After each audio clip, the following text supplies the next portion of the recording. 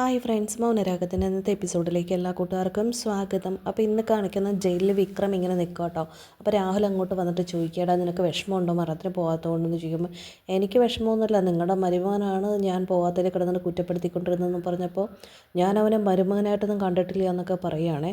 അപ്പോൾ പറയുന്നത് പുള്ളി ഇനി നിങ്ങൾ എന്ത് ചെയ്താലും ഞാനൊന്നും ചോദിക്കാൻ വരില്ല, അപ്പം നീ പോകുന്നില്ലേ എന്ന് ചോദിക്കുമ്പോൾ പറയുന്നത് ഞാൻ പോയിട്ട് വലിയ കാര്യമൊന്നുമില്ലല്ലോ എന്ന് പറയാം. എന്നിട്ട് രാഹുൽ പറയാം, അല്ല നിന്നെ കൊണ്ടുപോയാലും വലിയ കാര്യമൊന്നുമില്ല, ഫുൾ ഹെഡ് സ്കൂട്ടറിലായിരിക്കും നിന്നെ കൊണ്ടുപോകുന്നത്, അപ്പം നിനക്ക് അവിടെ നിന്നൊന്നും ചാടിപ്പോകാനൊന്നും പറ്റില്ല, ചിലപ്പോൾ അവിടെ നിൽക്കുന്നവരെല്ലാവരും കൂടി പിടിച്ചതിന് ചിതയിലിട്ടെന്നും വരുമെന്ന് പറയുമ്പോൾ അവൻ പറയും ഞാനല്ല ആദ്യം ചിതയിൽ വീഴുന്നത്, ചിതയിലൊക്കെ ഇടാനുള്ള ആൾക്കാരുണ്ട്, അയാളെയാണ് എനിക്ക് ഏറ്റവും കൂടുതൽ ദേഷ്യം, ഇവരിത്ര പെട്ടെന്ന് പോകുമെന്ന് എനിക്ക് തോന്നിയിരുന്നില്ല, നേരത്തെ ഒരാൾക്ക് കുത്ത് കിട്ടിയിട്ട് അയാൾ രക്ഷപ്പെട്ടല്ലോ, ഇതിപ്പോൾ കാർത്തിയുടെ അമ്മയെ കുത്ത് മാറി കിട്ടിയതാണല്ലോ എന്നൊക്കെ ഇങ്ങനെ പറയുവാണ് കേട്ടോ ചെയ്യുന്നത്. അപ്പോൾ രാഹുലും നമ്മുടെ വിക്രം തമ്മിലുള്ള സംസാരം നടന്നുകൊണ്ടിരിക്കുകയാണ്.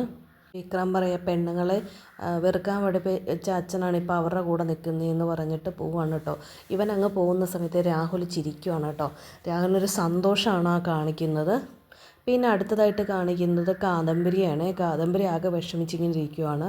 കാദംബരിയുടെ അവിടെ കാദംബരി ദിവാങ്കോട്ടിലിരിക്കുക കേട്ടോ. അവിടെ പ്രകാശൻ ഇങ്ങനെ കിടപ്പുണ്ട്, സോഫയിലായിട്ട് കാർത്തികയും ലക്ഷ്മിയമ്മയും അങ്ങനെ ഇരിപ്പുണ്ട് കേട്ടോ. അപ്പോൾ പ്രകാശൻ പറയണേ, അത് എന്നോട് പറഞ്ഞാൽ മതിയായിരുന്നു, കിരണിനോടും കിരണിൻ്റെ അച്ഛനോടും പറഞ്ഞ സമയത്ത്, അങ്ങനെയായിരുന്നു ഞാൻ അവനെ തീർത്ത് കളയില്ലായിരുന്നു.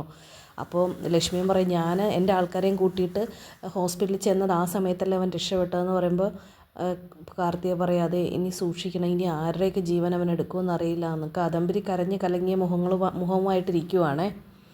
അപ്പോൾ ലക്ഷ്മിയമ്മ പറയാം, നമ്മൾ ഈ നാട്ടിലോട്ട് വന്നതാണ് മോളെ ഏറ്റവും കൂടുതൽ പ്രശ്നം, അതുകൊണ്ടാണ് ഇവരൊക്കെ ഗംഗപ്രസാദിന് ശത്രുവാവേണ്ടി വന്നത് എന്നൊക്കെ പറയുവാണ് കേട്ടോ. അത് കഴിഞ്ഞ് പ്രകാശൻ പറയുവാണേ, അതെ ശരിക്കും കല്യാണം കഴിഞ്ഞ സമയത്ത് കുറച്ച് നാൾ മാത്രമേ എനിക്ക് ദീപയോട് സ്നേഹം ഉണ്ടായിട്ടുള്ളൂ, പിന്നെ ഇവൾ പെൺമക്കളെ പ്രസവിച്ചതിന് ശേഷം എനിക്ക് അവളോട് വെറുപ്പായിരുന്നു എന്ന് പ്രകാശൻ പറയണം കേട്ടോ. കാദംബരി ഇങ്ങനെ കരഞ്ഞ് വിഷമിച്ചിരിക്കുവാണേ. പ്രകാശൻ പറയും, ഞാൻ അവളെ ഒന്ന് സ്നേഹിച്ച് വന്ന സമയത്ത് അവൾ പോയി കളഞ്ഞല്ലോ എന്ന് പറയുവാണ്.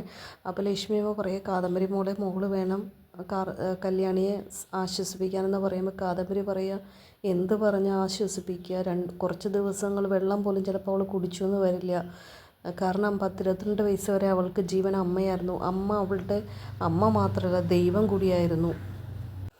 കല്യാണ റൂമിൽ ഇങ്ങനെ കിടന്നിട്ട് അമ്മ എന്നൊക്കെ പറഞ്ഞ് ഇങ്ങനെ കരഞ്ഞുകൊണ്ടിരിക്കുകയാണ് കേട്ടോ. അപ്പോഴത്തേക്കും അങ്ങോട്ട് കിരൺ ചെന്ന് കല്യാണി ചേർത്ത് പിടിച്ച് ആശ്വസിപ്പിക്കുക കേട്ടോ ചെയ്യുന്നത്. കാരണം അത്രമാത്രം അവൾക്ക് സങ്കടമാണ്. ആരോ കൂടെ ചെന്നിരുന്നാൽ പോലും അവൾക്ക് ആ സങ്കടം മാറ്റാൻ പറ്റില്ലല്ലോ. അമ്മയ്ക്ക് പകരം വയ്ക്കാൻ വേറെ ആരും ഒന്നുമില്ലല്ലോ ലോകത്ത്.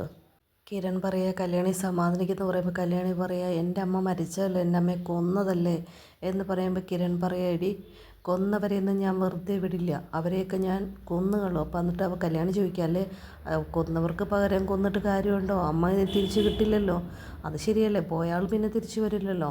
പിന്നെ കാണിക്കുന്നത് ബൈജുവിനെ രതീഷിനെ കേട്ടോ. ബൈജു അവിടെ ഇരുന്നിട്ട് ബൈജു പതുക്കെ എഴുന്നേൽക്കും. എന്നിട്ട് പറയുക, നമുക്കൊരു കുടുംബം ഉണ്ടാക്കി തന്നവരാണ് ആ കല്യാണിയും കിരണം എന്നൊക്കെ പറയുമ്പോൾ രതീഷും പറയും, ശരിയാണ്, ഞാൻ കല്യാണിയുടെ ചേച്ചിയെ കല്യാണം കഴിച്ചെങ്കിലും ഞാൻ അത്യാവശ്യം കുടിക്കുന്ന ഒരാളൊക്കെയാണ്, എനിക്ക് KCയുടെ ജോലിയൊക്കെ പോയിരുന്നു, അന്ന് ആ സമയത്ത് എനിക്ക് ഒരു ജീവിതം ഉണ്ടാക്കി തന്നതും എന്നെ കൈപിടിച്ചുയർത്തിയതും ഇവരാണ് എന്ന് രതീഷും പറയുവാണേ.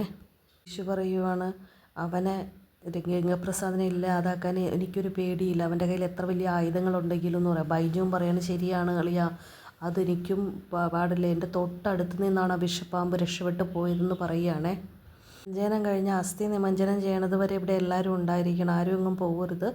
പിന്നെ സഞ്ചയനം കഴിഞ്ഞതിന് ശേഷം പോലീസിൻ്റെ ഭാഗത്തു നിന്ന് ഒരു അന്വേഷണം ഇല്ലെങ്കിൽ നമുക്ക് അങ്ങ് ഇറങ്ങാമെന്നുള്ള രീതിക്ക് കിരൺ പറയുവാണ്. രതീഷ് പറയാണ്, എന്തായാലും അവനെ കണ്ടെത്തണമെന്ന് കിരൺ പറയുവാണ് കേട്ടോ. അപ്പോൾ രതീഷ് പറയും, എന്ത് വേണമെന്ന് പറഞ്ഞാൽ മതി, ഞങ്ങൾ കൂടെ ഉണ്ടാവും എന്ന് പറയുവാണേ.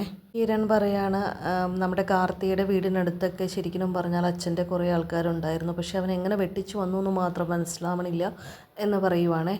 അപ്പോൾ രതീഷ് പറയാം, നമുക്ക് എന്താണെന്ന് വെച്ചാൽ ചെയ്യാമെന്ന് പറഞ്ഞിട്ട് കിരൺ അങ്ങ് പോവുകയാണേ. അപ്പോൾ പിന്നെ ബൈജു പറയുകയാണെ, അതെ അളിയൻ നല്ല സ്ട്രോങ് ആയിട്ടാണല്ലോ, പിന്നെ എന്താടാ ചെയ്യേണ്ടത്, കൊന്നു തീർക്കണം, അതാണ് വേണ്ടതെന്ന് രതീഷും പറയുവാണേ.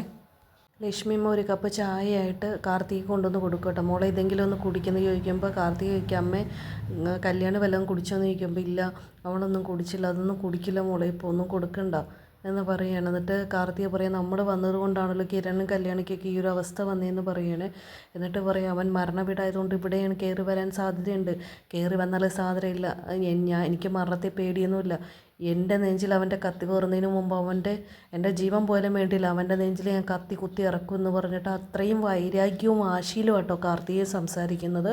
മോള് വാ നമുക്ക് പോയി കുറച്ച് നേരം കല്യാണം എടുത്തിരിക്കാമെന്ന് പറയും. ഇവിടെ കല്യാണിയാണെങ്കിൽ കരച്ചിലോട് കരച്ചിലാണ്. ലക്ഷ്മിയും കാർത്തികയും കൂടി കല്യാണിയുടെ റൂമിലോട്ട് ചെല്ലുവാണ് കേട്ടോ. അപ്പോൾ ആ റൂമിനകത്ത് ചെന്നിട്ടൊരു കപ്പ് ചായ കുടിക്കാൻ മോളെ എന്തെങ്കിലും ഒന്ന് കുടിക്കുമെന്ന് പറയുമ്പോൾ കല്യാണി പറയും ഒന്നും വേണ്ടമ്മയെന്ന് പറയുവാണേ. അമ്മയുടെ ഓർമ്മകളൊക്കെ പറഞ്ഞ് ഇങ്ങനെ കല്യാണി കരയുമ്പോൾ ലക്ഷ്മിയമ്മ കല്യാണി ചേർത്ത് പിടിക്കുന്നതോടെയാണ് ഇന്നത്തെ എപ്പിസോഡ് അവസാനിക്കുന്നത്. അപ്പോൾ വീഡിയോ ഇഷ്ടപ്പെട്ടിട്ടുണ്ടെങ്കിൽ എല്ലാ കൂട്ടുകാരും തീർച്ചയായിട്ടും വീഡിയോ ഒന്ന് ലൈക്ക് ചെയ്യുക, ഷെയർ ചെയ്യുക, സബ്സ്ക്രൈബ് ചെയ്യുക. അടുത്ത എപ്പിസോഡിൽ കാണാം. എല്ലാവർക്കും ബൈ ബൈ.